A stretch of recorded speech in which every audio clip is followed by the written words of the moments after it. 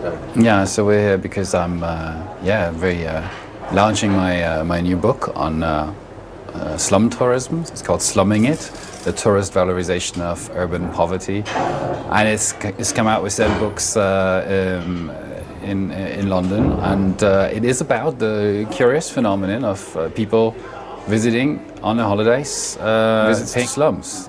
It's a phenomenon that has a history and it has a very significant presence in the sense that currently there's in this time we have about 1 million of visits, organized visits per year into slum areas in various places in the world. The biggest number of those is in South Africa, where townships are being visited, in the 100,000s of people going there every year on tours.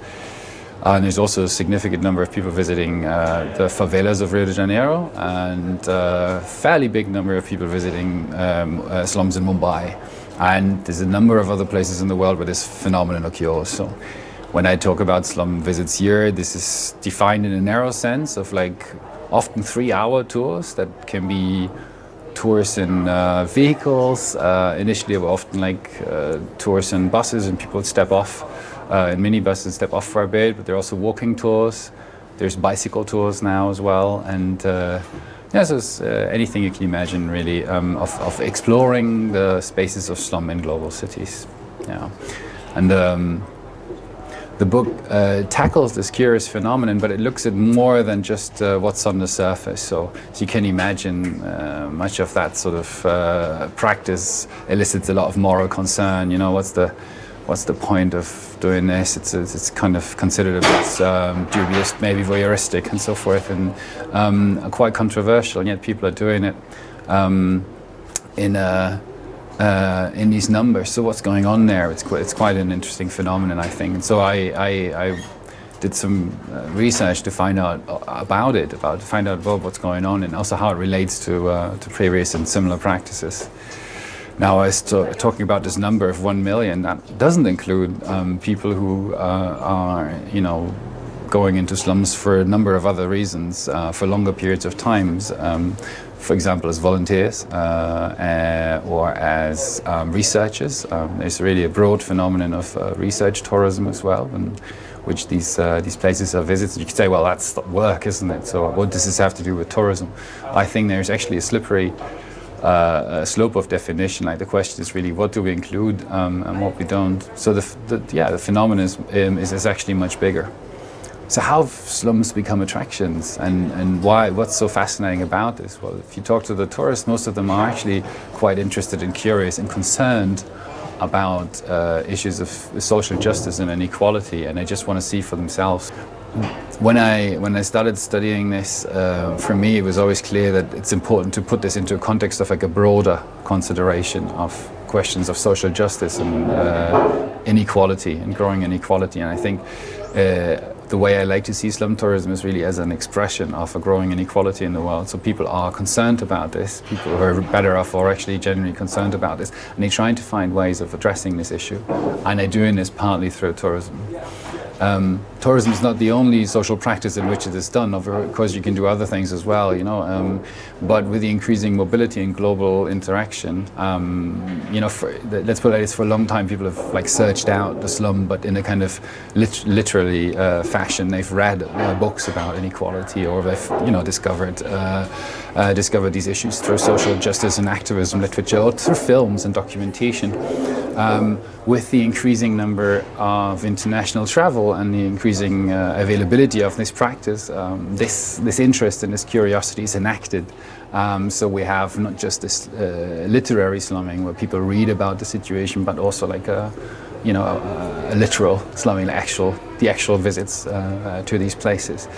The fact that it has a historical dimension is quite interesting, I think. So the main historical dimension in some way is the fact that in London, in the 19th century, you had a very vibrant slumming culture. This is in fact where the term slumming in the UK kind of comes from in colloquial language. It's the forays of bourgeois and better off Londoners into the East End in the end of the 19th century. That is quite well documented. It was also fairly organized at the time already. It took place, however, in the context of a broad recognition of issues that have to do with urban development and urban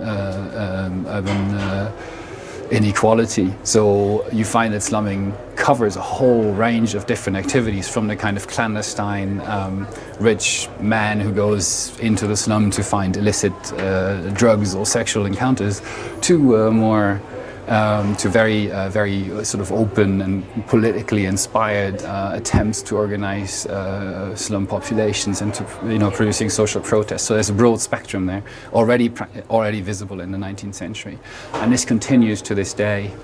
But there is even a longer history of this phenomenon now. If you think of the sort of equality, or the equal measure in which you can consider, on the one hand, what I call the literal slumming, the actual visitation, but then on the other hand, the sort of literary practice of being interested. And you see that there's a growing interest in poverty and inequality at the late 18th century already. It comes as the European cities are expanding, and inequality becomes an visible urban phenomenon, and people are questioning the setup of inequality. And first, this is mostly expressed in philosophy and the beginning of political philosophy in particular, with writers like Jean-Jacques Rousseau, who talks about the fact that people are unwilling to witness and to accept the suffering of others, and that they are genuinely interested in creating a sort of a more equitable and just world, which is in some way a consideration of what then Hannah Arendt later calls the social question, the question of social and political justice in a broad political sense. So, given the long nature of this phenomenon, I've come to see slum tourism as another expression of the ways in which the social question is asked, and also the ways in which it is answered.